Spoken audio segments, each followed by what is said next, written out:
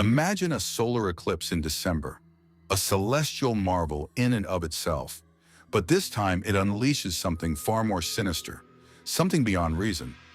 What if you suddenly realized that the shadows on the wall weren't just the absence of light, but echoes of parallel realms lurking just beyond the veil of reality? Locals in the small town of Havel eagerly awaited the cosmic display when the eclipse was announced as the astronomical highlight of the year. However, no one anticipated that this eclipse would be anything other than a routine event on December 12th, the day of the eclipse. This is the story of the eclipse station, a chronicle, where the familiar and the mysterious entwine in a chilling embrace. As the light gradually faded, a strange fog enveloped the town. The event initially captivated the townspeople, but as the shadows started acting strangely, their fascination quickly gave way to fear. With his telescope and camera in hand, Jack, an avid astronomer, decided to watch the eclipse from a nearby ridge. He was prepared for a day of wonder, but as the sun disappeared behind the moon, Jack noticed something confusing. The shadows of buildings and trees didn't behave normally. Instead, they distorted and reacted in a way that defied natural laws. Jack saw figures that weren't from this world as the shadows lengthened and ethereal beings appeared from the darkness, crossing the dimensional rift that the eclipse had torn open. At first, they were faint blurs at the edge of perception, but soon they became sharply defined. Jack tried using his camera to capture them, but the apparitions didn't appear in the pictures.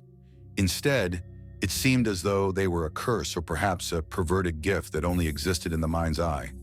Havel news outlets were in a state of chaos, covering the lives of their own citizens. Going missing wild speculations were sparked by Without a Trace and unexplained events on the internet. But Jack felt that something serious and horrifying was happening.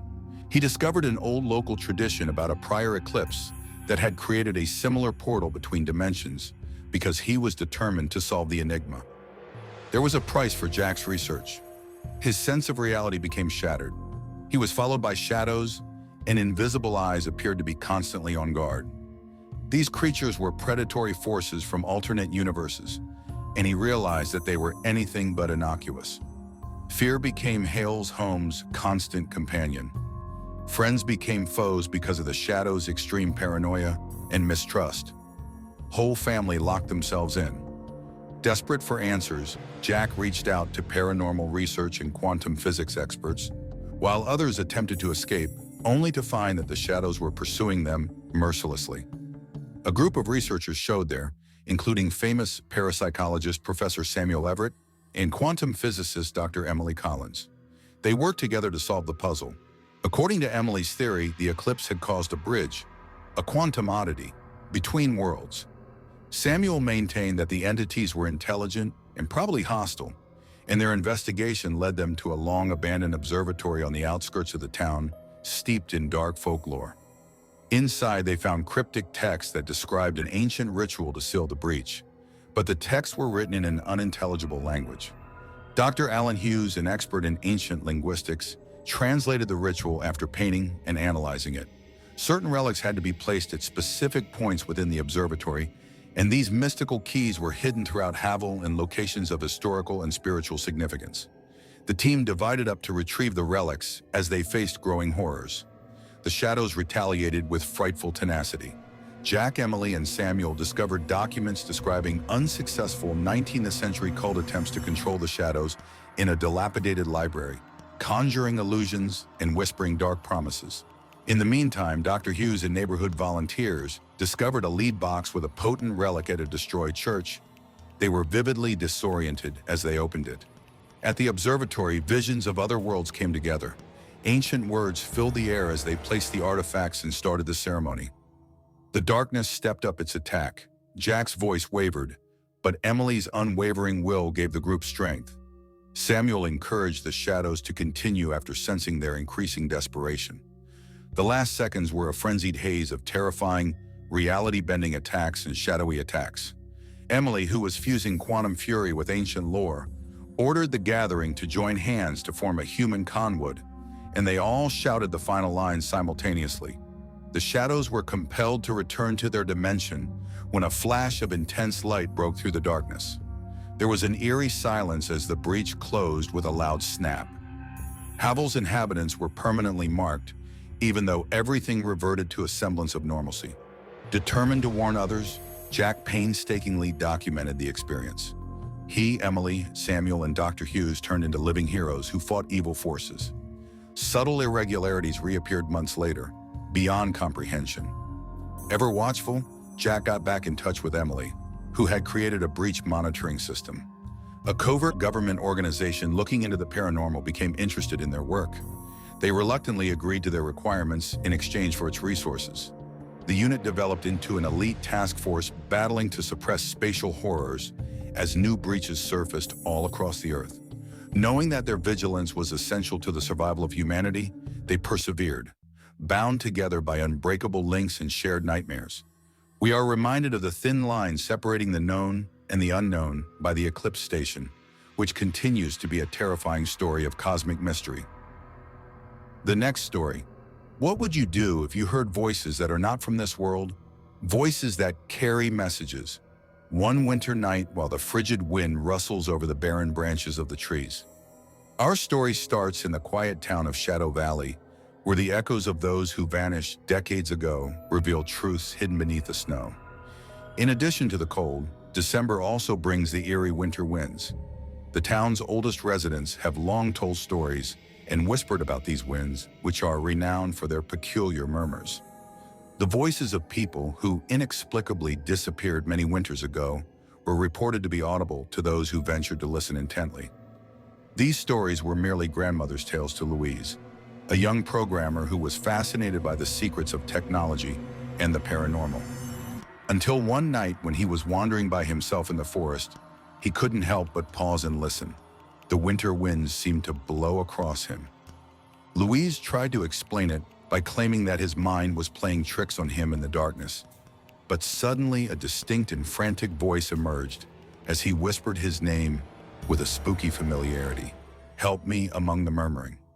Armed with his laptop and his unrelenting spirit of inquiry, he was overcome by a curious interest as well as terror. Louise made the decision to research Shadow Valley's disappearance history. He found out via his investigations that he wasn't the first person to hear such voices. Diaries and old documents described those who vanished and winds that swept away the careless. His experiences were increasingly unsettling as he dug deeper into the research. The voices became louder, and his nights were plagued with nightmares. A pattern became apparent. Everything that vanished had been connected to an old forest ceremony that was used to call forth creatures. Every step Luis took from another world took him closer to the brink of sanity. But he knew he had to follow the clues. He made the decision to travel to the municipal library in the hopes of discovering a lost document that would provide him with an important hint. He discovered an ancient, well-worn book called The Secrets of Winter among the dusty archives, which described the perils of calling forth the wind spirits and the disastrous results of attempting to control them. The cautions in the text were obvious. In addition to risking their lives, those who ventured to oppose the winter winds also sacrificed their souls. But Louise was adamant about finding out, not only to quench his curiosity, but also to rescue the spirits imprisoned in the winds. Luis used his newly acquired expertise to go into the jungle again, this time with cameras and other equipment to record his experience. That night, the voices were clearer and the winds were stronger. Every step he made echoed in the freezing silence like a heartbeat. The wind suddenly became a raging storm as the voices came together in a loud scream. Despite being forced to the ground, Luis stayed upright and refused to back down. Looking up, he saw ethereal creatures emerging from the wind and snow, their empty eyes and pale faces reflecting the pain of eternity. Fearful but sympathetic, Louise held out his hand. Murr recalled a prayer he had read about in the book. For a brief moment, time and the air appeared to be frozen as the figures came to a halt. A young woman with long dark hair, one of the figures, walked up to Louise and said, "Thank you," in a whisper. There was a deafening silence when the wind stopped and the figures vanished in that moment. He had let those souls free, Louise realized, his heart racing, but he knew his own soul would never be the same. When he got back to town, he told the few people who were brave enough to listen about his ordeal. In the hopes that his narrative might serve as a warning to others, he documented every detail. The weeks that followed were a blur of feelings and introspection. Liss started to observe how his understanding of the universe had changed. The winds, which had previously appeared to be straightforward natural occurrences, now had a profound and frightening meaning for him. He could still hear the wind's murmurs, but they were now filled with thankfulness rather than desperation. When the villagers heard of Louis's ordeal, they started to regard him with a mix of dread and reverence. No one had accomplished what Louis had, but the elderly recalled hearing similar tales when they were younger. Louis started a blog where he chronicled every stage of his experience, since he was determined to assist others who could encounter the same circumstance. People from all around the world soon took notice of his articles and used his site to share their own accounts of extraordinary experiences. In an effort to solve the mysteries of the unknown, Louis established a community of learning and support. The concept that there were many inexplicable happenings in the world, and that maybe, just maybe, there were more things connecting us than we could comprehend, was strengthened by each new story they read. Many people found comfort and knowledge in Louis's blog, but he never forgot the danger he faced or the souls he freed. With the knowledge and tools he needed, he organized an expedition to the Shadow Valley Forest with some of his community members in order to record and potentially free more trapped people, or souls.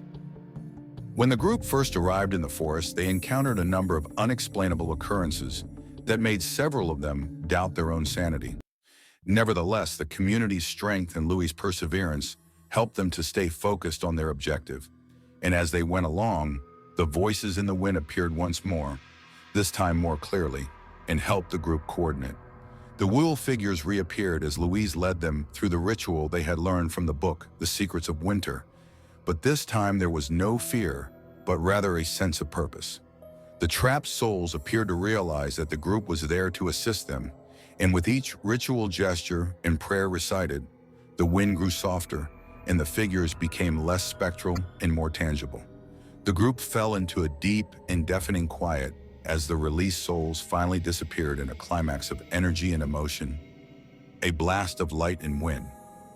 Louis and his friends had an indescribable sense of gratitude and a profound connection to those individuals. Despite their weariness, the party came back to town with a newfound sense of purpose and a tale to share. The expedition's experience confirmed the notion that the human spirit was capable of remarkable feats when confronted with the unknown, and that there was more to this planet than meets the eye. Louis worked on a documentary that quickly gained popularity, in addition to posting the details of this second excursion on his blog.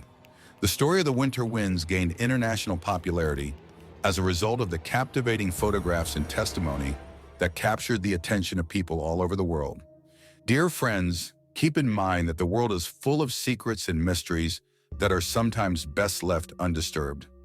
Louis resumed his task of solving the world's mysteries while always remembering those cold nights and the souls he was able to rescue. It might be wiser to pick up your speed and avoid turning around if you ever find yourself out on a wintry night and hear voices in the wind. If you found this story entertaining, please remember to like, comment, and subscribe to the channel. Keep yourself sheltered from the cold winds till the next time.